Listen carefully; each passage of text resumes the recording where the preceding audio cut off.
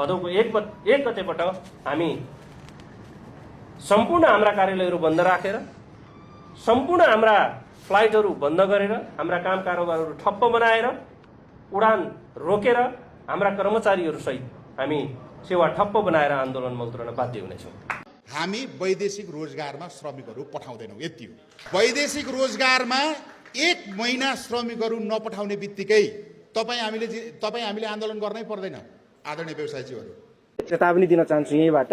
अब तपाईँहरू जहाँ पनि लुकेर बस्नु भयो पनि अब हामीसँग नेपाल प्रहरी, हामीसँग नेपाल अनुसन्धान पनि हुनुहुन्छ हामीसँग, र यहाँ डोफेका अनुसन्धान शाखा अधिकृतहरू पनि हुनुहुन्छ।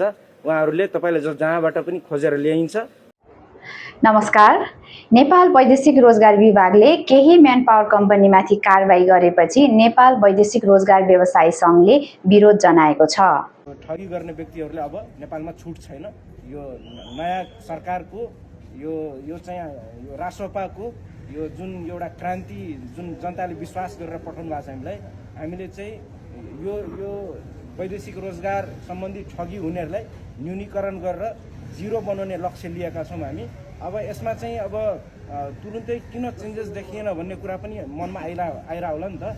अब यसमा के छ भने 2057 सालदेखिको उजुरीको फाइलहरू यत्तिकै थन्केर बसिरहेको थियो यत्रो दिनसम्म होइन, र कसैले पनि त्यो फाइलको चासो दिएको थिएन। अब त्यो फाइल खोज्नको लागि पनि चासो दिएन, हेर्नको लागि पनि चासो दिएन।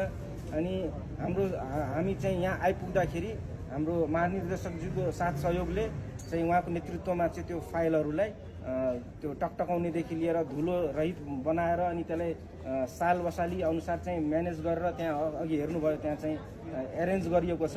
र त्यो एरेन्ज गरिएको फाइलहरू अलमोस्ट चाहिँ हामी चाहिँ अब अहिले चाहिँ गन्दाखेरि अथवा अनुमान लगाउँदाखेरि 40,000 प्लस छ भन्ने कुरा हो। वैदेशिक रोजगार क्षेत्रमा देखिएका अनियमितता तथा उजुरीमाथि सरकारले कारबाही अघि बढाएपछि त्यसप्रति असन्तुष्टि जनाउँदै नेपाल वैदेशिक रोजगार व्यवसायी सङ्घले 15 बुँदे मागसहित विरोध कार्यक्रमको घोषणा गरेका छन्। पहिलो नम्बर बुँदा विशेष परिस्थितिमा सरकारद्वारा भएको निर्णय मान्दा 598 इजाजत पत्रवाला संस्थालाई गरिएको कारबाही अविलम्ब फिर्ता गर्नुपर्छ। वैदेशिक रोजगार व्यवसायीहरूलाई वैदेशिक रोजगार विभागमा गरेको व्यवहार आपत्तिजनक छ। यो आपत्तिजनक व्यवहारलाई अविलम्ब परिवर्तन गरेर सौहार्दपूर्ण वातावरणको सौहार्दपूर्ण परिवेशको निर्माण विभागभित्र गरिनुपर्दछ। श्रमिकको पारदर्शी लागत र व्यवसायीको वैज्ञानिक सेवा शुल्क निर्धारण, जुन कुरा हामीले लामो समयदेखि उठाइआयौँ। अदक्ष र अर्धदक्ष श्रमिकको हकमा 2 महिनाको तलब, दक्ष श्रमिकको हकमा 1 महिनाको तलब, अति दक्ष श्रमिकको हकमा आधा महिनाको तलब, अत्यन्त आकर्षक गन्तव्य मुलुकहरूमा जाने श्रमिकहरूको हकमा 1 महिनाको तलब बराबरको सेवा शुल्क हामीलाई व्यवस्था गरिदिनुहोस्। त्यो सेवा शुल्क व्यवस्थित भयो भने हामी सस्टेनेबल हुन्छौँ। त्यो सेवा शुल्क व्यवस्थित भयो भने तपाईँको विभागले अथवा तपाईँको यो मोनिटरिङ गर्ने अड्डाले भनेको अक्षरशः कानुनको परिपालना गर्न सक्छौँ। त्योभन्दा अगाडि हामी सक्दैनौँ, हामीले स्पष्ट भनेका छौँ। सङ्घले आफ्ना माग तत्काल सम्बोधन गर्न सरकारलाई आग्रह गर्दै माग पूरा नभए भदौ 1 गतेदेखि वैदेशिक रोजगारीमा श्रमिक पठाउने सम्पूर्ण प्रक्रियाहरू बन्द गर्ने चेतावनी दिएका छन्।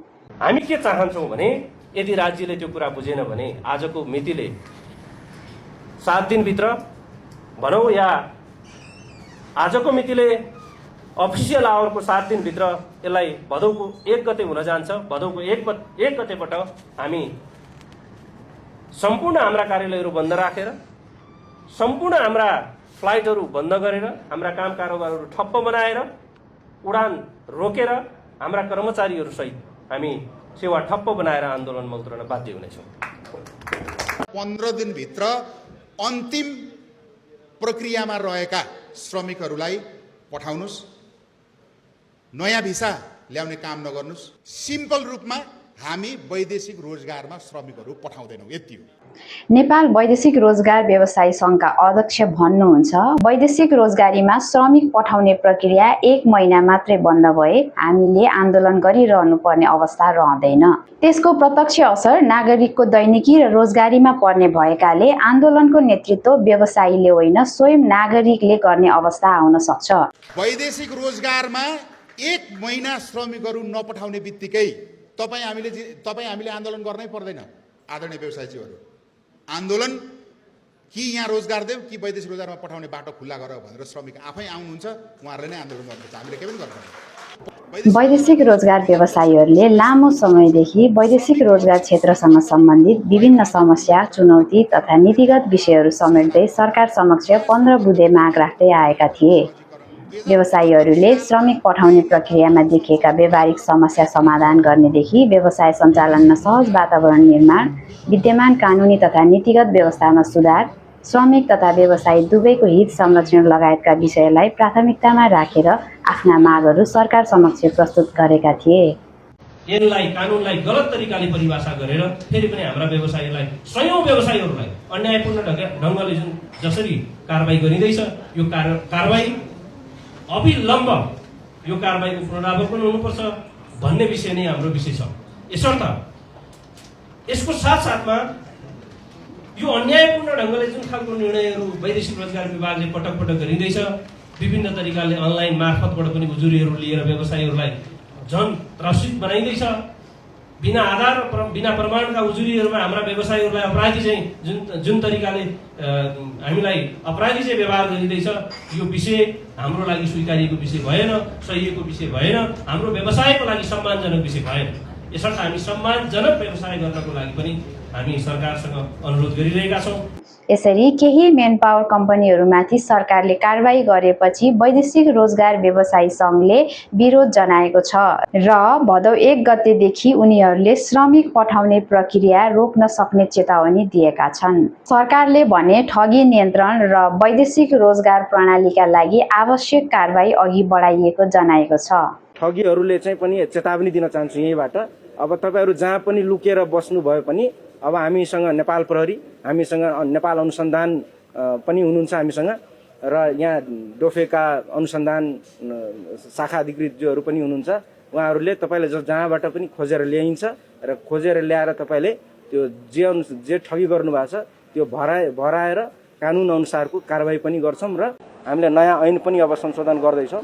अब चाँडै नै अब पार्लियामेन्टमा लगेर त्यो क्याबिनेटबाट पार्लियामेन्टमा लगेर त्यो ऐनलाई संशोधन गरेर हामी नयाँ एउटा युगको सुरुवात गर्छौँ जसमा चाहिँ एभ्रिथिङ चाहिँ डिजिटलाइज हुन्छ। कतै केही पनि कतै म्यान पावरमा चाहिँ आवेदन दिनको लागि पनि काठमाडौँ आउनु परेन, इन्टरभ्यू दिनको लागि पनि काठमाडौँ आउनु पर्दैन।